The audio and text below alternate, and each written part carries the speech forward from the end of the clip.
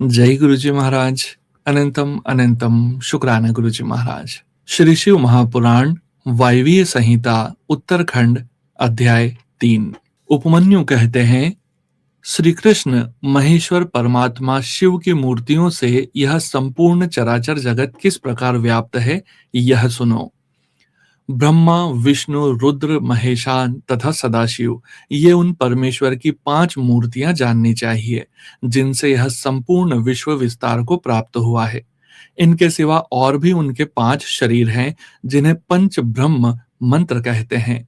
इस जगत में कोई भी ऐसी वस्तु नहीं है जो उन मूर्तियों से व्याप्त न हो।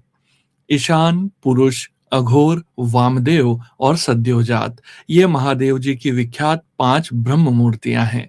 इनमें जो ईशान नामक उनकी आदि श्रेष्ठतम मूर्ति है, वह प्रकृति के साक्षात भोक्ता क्षेत्रज्ञ को व्याप्त करके स्थित है।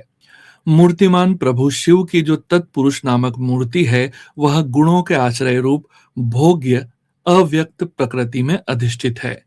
पिनाक पाणी महेश्वर की जो अत्यंत पूजित अघोर नामक मूर्ति है, वह धर्म आदि 8 अंगों से युक्त बुद्धि तत्व को अपना अधिष्ठान बनाती है। विधाता महादेव की वामदेव नामक मूर्ति को आगम वेत्ता विद्वान अहंकार की अधिष्ठात्री बताते हैं। बुद्धिमान पुरुष अमित तेजस्वी शिव की सद्योजात नामक मूर्ति को मन की अधिष्ठात्री कहते हैं। विद्वान पुरुष भगवान शिव की ईशान नामक मूर्ति को श्रवणेन्द्रिय, वाणी, शब्द और व्यापक आकाश तत्व की स्वामिनी मानते हैं। पुराणों के अर्थ ज्ञान में निपुण समस्त विद्वानों ने महेश्वर के तत्पुरुष नामक विग्रह को त्वचा, हाथ, स्पर्श और वायु तत्व का स्वामी समझा है। मनीषी मुनि शिव की अघोर नामक मूर्ति को नेत्र, पैर, रूप और अग्नि तत्व की अधिष्ठात्री बताते हैं। भगवान शिव के चरणों में अनुराग रखने वाले महात्मा पुरुष उनकी वामदेव नामक मूर्ति को रसना, पायु, रस और जल तत्व की स्वामिनी समझते हैं तथा सद्योजात नामक मूर्ति को वे घ्राणेन्द्रिय, उपस्थ, गंध और पृथ्वी तत्व की अधिष्ठात्री कहते हैं। महादेव जी की ये 5 मूर्तियां कल्याण की एकमात्र हेतु हैं। कल्याणकामी पुरुषों को इनकी सदा ही यत्न पूर्वक वंदना करनी चाहिए। उन देवादिदेव महादेव जी की जो 8 मूर्तियां हैं, तत्स्वरूप ही यह जगत है। उन 8 मूर्तियों में यह विश्व उसी प्रकार ओत प्रोत भाव से स्थित है जैसे सूत में मन के पिरोए होते हैं। शर्व, भव, रुद्र, उग्र, भीम, पशुपति, ईशान तथा महादेव, ये शिव की विख्यात 8 मूर्तियां हैं। महेश्वर की इन शर्व आदि 8 मूर्तियों से क्रमशः भूमि, जल, अग्नि, वायु, क्षेत्रज्ञ, सूर्य और चंद्रमा अधिष्ठित होते हैं।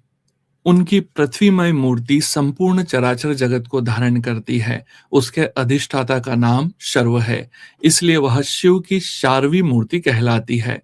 यही शास्त्र का निर्णय है। उनकी जलमय मूर्ति समस्त जगत के लिए जीवनदायिनी है। जल परमात्मा भव की मूर्ति है, इसलिए उसे भावी कहते हैं। शिव की तेजोमयी शुभ मूर्ति विश्व के बाहर भीतर व्याप्त होकर स्थित है। उस घोर रूपिणी मूर्ति का नाम रुद्र है, इसलिए वह रौद्री कहलाती है। भगवान शिव वायु रूप से स्वयं गतिशील होते और इस जगत को गतिशील बनाते हैं, साथ ही वे इसका भरण पोषण भी करते हैं। वायु भगवान उग्र की मूर्ति है, इसलिए साधु पुरुष इसे औग्री कहते हैं। भगवान भीम की आकाश रूपिणी मूर्ति सबको अवकाश देने वाली सर्वव्यापिनी तथा भूत समुदाय की भेदिका है।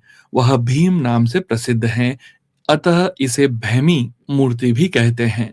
संपूर्ण नेत्रों में निवास करने वाली तथा संपूर्ण आत्माओं की अधिष्ठात्री शिव मूर्ति को पशुपति मूर्ति समझना चाहिए। वह पशुओं के पाशों का उच्छेद करने वाली है। महेश्वर की जो ईशान नामक मूर्ति है, वही दिवाकर सूर्य नाम धारण करके संपूर्ण जगत को प्रकाशित करती हुई आकाश में विचरती है, जिनकी किरणों में अमृत भरा है और जो संपूर्ण विश्व को उस अमृत से आप्यायित करते हैं। वे चंद्रदेव भगवान शिव के महादेव नामक विग्रह हैं, अतः उन्हें महादेव मूर्ति कहते हैं।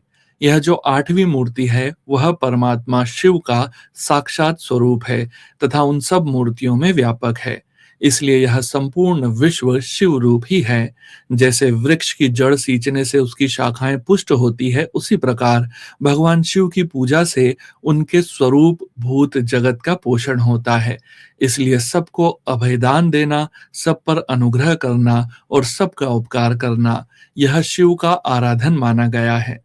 जैसे इस जगत में अपने पुत्र पौत्र आदि के प्रसन्न रहने से पिता पितामह आदि को प्रसन्नता होती है, उसी प्रकार संपूर्ण जगत की प्रसन्नता से भगवान शंकर प्रसन्न होते हैं।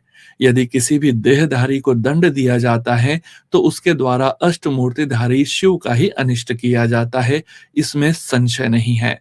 8 मूर्तियों के रूप में संपूर्ण विश्व को व्याप्त करके स्थित हुए भगवान शिव का तुम सब प्रकार से भजन करो, क्योंकि रुद्रदेव सबके परम कारण हैं। श्री शिव महापुराण वायवीय संहिता उत्तरखंड अध्याय 3 संपूर्ण। ओम नमः शिवाय। शिवजी सदा सहाय। ओम नमः शिवाय। गुरुजी सदा सहाय।